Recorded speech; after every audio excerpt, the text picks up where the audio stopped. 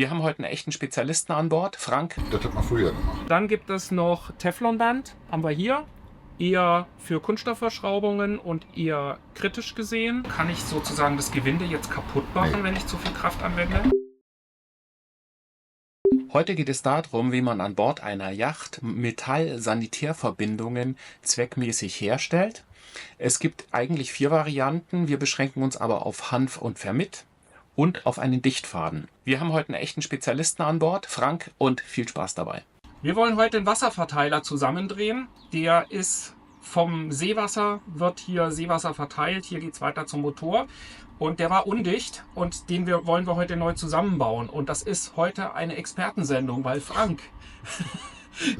Ich bin Diplom-Ingenieur für Versorgungstechnik, Fachrichtung Haustechnik oder technische Gebäudehaus. Okay, gut. Der wird uns heute die verschiedenen Varianten zeigen. 3 Hauptvarianten, wobei es gibt eigentlich 4. Aber Frank, du weißt da mehr drüber als ich. Ja, also einmal stellen wir vor Hanf und Vermit, macht aber kaum noch jemand. Die zweite Variante ist ein Dichtfaden. Theoretisch gibt es noch Teflonband und das zeigen wir aber nicht, weil das auf das Zurückdrehen sehr sensibel reagiert und eher für Kunststoffverschraubungen geeignet ist. Und was wir auch nicht zeigen, ist Kleben, weil wir das an Bord einer Yacht vermutlich ohnehin nicht tun. Klassisch, der Klassiker früher war Hanf und Vermit. Also Hanf über die Gewindegänge, wie man das macht, zeigen wir gleich noch. Und Vermit drüber, das hat man früher gemacht. Und heute noch bei größeren Gewinden. Also ich sage jetzt mal 1 Zoll und größer. 2 Zoll, 2,5, aber dann hört schon langsam wieder auf, weil dann werden die Arme müde. Okay. Für das zusammenzudrehen, die Sachen vorbereiten. Ja. Das ist hier jetzt auch noch ein klein bisschen sauber. Damit man später, wenn man auseinanderdrehen sollte, dann sieht man auch, war es dicht oder war es nicht dicht. Dann, was danach wichtiger ist, definitiv, Das einmal aufbauen, ne? aufrauen mit einer Säge. Und zwar alle Gewinde leicht aufbauen. Normalerweise nimmt man da ein altes, abgelutschtes Sägeblatt. Also was mich ja jetzt interessiert ist, wie viel Hanf nehme ich eigentlich? Weil ich glaube, ich habe immer viel zu viel genommen. Das kann natürlich sehr gut sein. Das Hanf zieht man dann auch ein bisschen auseinander, damit das lange, dünne Fäden sind. Fängt an, hier fest. Du legst es erstmal quer. Ich lese das erst quer und dann zieht man das in diese Gänge rein. Und in Gangrichtung, ja? Ja, ja, Okay. genau. Sonst dreht sich das auf, wenn man zusammendreht. Okay, das ist aber jetzt doch relativ viel Hanf, Das ne? wird noch weniger. Okay. Hanf kostet nicht viel, macht nichts. So, da können wir dann am Schluss auch nochmal. Okay, jetzt hast du den ersten Faden auch noch mit rumgewickelt. So, ne? auch noch umgewickelt, damit er nicht so blöd rumsteht. Der zweite Schritt ist, Darf ich noch mal ganz kurz? Ja, Das heißt, du drehst in Gewinderichtung, wickelst du es auf. richtig Okay. reindrehen, ne? Mhm. So, jetzt geht man hin und nimmt die Stahlbürste und reibt das in die Gewindegänge rein. Okay. Und dann ist das schon nicht mehr so viel. Wie gesagt, viel hilft nicht viel. Man wird nur, das macht dem Gewinde nichts aus, aber es ist dann natürlich sehr schwer reinzukriegen. Erst einen Gewindegang möchten gar nicht verpacken, Okay. weil ich dann die Gewinde besser aufeinander setze. Okay, super. Sehr gut. So, es kommt noch ein bisschen Vermit drauf. Vermit ist jetzt was? Vermit ist eine Paste, die verhindert, dass das Hanf austrocknet. Okay. Das kommt jetzt drüber. Dann ist es jetzt kräftig, ne? So, was war denn das etwa? So eine Haselnussgröße war das etwa, ne? Jetzt für ein Zollgewinde. Spielt keine Rolle. Ist auch gut für die Hände, trennt gleichzeitig. Ja, Echt? wird's sein. Okay. Bitte dran denken, Like und Abo hinterlassen. Vielen Dank. Das hier ist eine Chromzange. Funktioniert ähnlich wie ein Rollgabelschlüssel, könnten wir jetzt auch ansetzen. Und der hat den Vorteil gegenüber einer normalen, das wäre jetzt die neuere Variante von einer Wasserpumpenzange. Mit dieser Feinverzahnung kann man besser einstellen, kann man besser handeln. Und jetzt gilt es nur noch da rein zu drehen und dann war es das. Also natürlich gut, wenn man einen Schraubstock hat, ne? Das ist immer besser, aber geht auch ohne. Bei diesen Größenordnungen kriegst du da und zusammen und wieder raus. Das geht schon. Gibt es dann zu viel? Kann ich sozusagen das Gewinde jetzt kaputt machen, Nee. wenn ich zu viel Kraft anwende? Das kriegst du normalerweise nicht kaputt. Und gibt es ein Gefühl, dass ich weiß, jetzt ist es dicht? Also für mich sieht das so aus, als ob es jetzt schon fast dicht wäre, oder? Das ist schon fast, das ist jetzt schon dicht. Aha. Also gehst du ja schon Aber- mit relativ viel Kraft dran. Ich bin halt kräftig. So, kann man jetzt aufhören. Wenn man jetzt noch ein bisschen korrigieren müsste, ein bisschen vor, ein bisschen zurück, spielt überhaupt keine Rolle. Geht das auch in einem halben Jahr noch oder zieht das geht Tangit doch. dann an? Nee. Okay. Das Vermiet, dafür haben wir das Vermiet drauf, das hält das Zeug innen drin geschmeidig. Mhm. Und Okay. das bleibt dann auch so. Okay, gut. Und damit das am Schluss schön aussieht, so, das reicht auch. Damit es schön aussieht, macht man den Überschuss hier nochmal weg.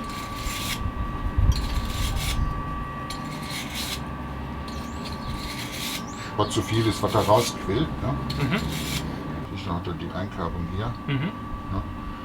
Aber das kriegt man auch dicht mit so einem O-Ring, der geht ja schon mal kaputt. Oder man dreht zu weit rein, dann springt der raus, das siehst du erstmal nicht, Ja. aber da fängt er da an zu tropfen. Ah, okay. Und wenn bei so Sachen, also 1 Zoll Gewinde, da kann man ruhig wieder Hanf mitnehmen.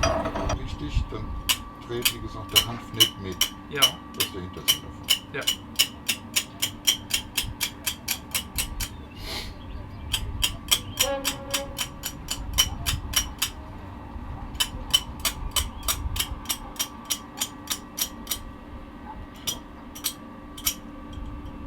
Dem Gewinde macht das überhaupt nichts. Darf ich nochmal eine kurze Detailaufnahme machen? Also da sieht man das jetzt schön, wie das aufgeraut ist. Sparsam. Ein bisschen zusammen und lang ziehen. Der soll dünn sein, ne? Nicht zum Pushen, Mhm. sondern ruhig dünn und dafür kann man den schön auseinanderziehen. Mhm. Und was zu viel ist, schneidet man einfach ab. Das Zeug ist so preiswert. Also jetzt Alle Produkte und Werkzeuge, die du in diesem Video siehst, verlinke ich dir unter dem Video. Und wenn du über einen der Links gehst und entweder eins dieser Produkte bestellst oder etwas komplett anderes, das kann auch Kugelschreiber, dann bekomme ich eine kleine Provision, wenn du innerhalb von 24 Stunden abschließt. Und das würde mir sehr helfen, diese Videos weiterzumachen. Also vielen Dank dafür. überlegen. Während du jetzt zusammendrehst, es gibt ja ganz viele Leute, die sagen, Hanf ist nicht mehr zeitgemäß. Das ist durchaus richtig, weil heutzutage ist die Zeit relevant, die man braucht, um irgendeine Verbindung herzustellen. Ah, okay, gut. Nehmen wir das Material. Früher, das heißt früher, also vor 40 Jahren, da war das Material entscheidend. Ah, Nicht die okay. Zeit, die man dafür braucht, aber die Arbeitszeit einfach hat einen anderen Stellenwert als das eigentliche Material. Und von der Qualität der Dichtigkeit ist es aber identisch, oder? Also bei größeren Gewinden mache ich nach wie vor Hanf und Vermitt. Ja, weil ich es Okay. auch kann, weil ich es gelernt habe. Ja, Und, okay. da weiß ich auch, das ist in Ordnung, aber hier ist auch noch nicht, ich wüsste jetzt im Moment nicht, das mit dem Dichtgraben. Gut. Das heißt also für uns, die das selber machen, ist Hanf immer noch eine gute Variante, wenn wir wissen, wie es geht. Ne? Und es ist halt eine schön günstige Variante. Und wenn du dir einmal so einen Hanfpuschel kaufst, da ist er ja, da hängt da, da habe ich ein ganzes Leben lang davon. Und so ein Vermitt, das reicht ja bestimmt auch ein paar Jahre. Ne? Wie viel Gewinne machen wir denn ab, Tom? Also, Ja. muss also nicht viel sein, das Tier reicht völlig aus. Es geht nur darum, dass er geschmeidig ist. Das finde ich halt Und das ist auch etwas- lebensmitteltauglich, ne? Also Ah, das, ja. kannst du auch bei Trinkwasserleitungen nehmen oder so. Okay, und Salzwasser ja auch, so wie wir es jetzt so haben. Ne? Also ich finde jetzt interessant, dass du sagst, eigentlich ist es nicht mehr zeitgemäß, aber die Qualität ist immer noch super. Ne? So.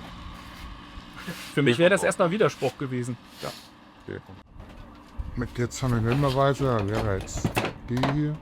Die Copa. Ja, oh. Wichtig ist immer, dass sie hier Griff hast und nicht, dass sie so weit auseinander steht. Ne? Wenn die jetzt enger wäre, kannst du nicht richtig greifen. Ne? Ja.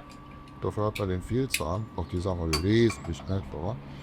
Und du hast natürlich hier immer so Nasen an so einem Ficking. Ja.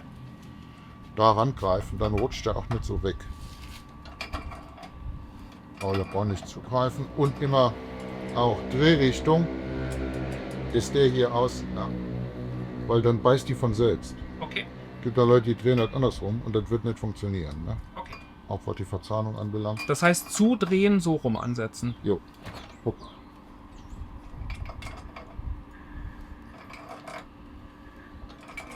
Das geht natürlich ein bisschen leichter, da passen immer 3, 4 Gängelchen. Kann man ruhig bis ran drehen. Stört ja nicht.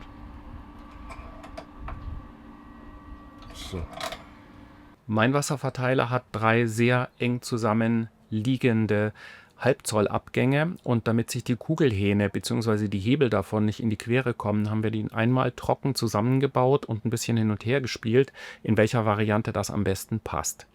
Übrigens noch kleiner Hinweis, nur die Hebel alleine kannst du abschrauben und um 180 Grad versetzt wieder aufsetzen. Die zweite Möglichkeit sind Dichtfäden, von Frank die favorisierte Lösung.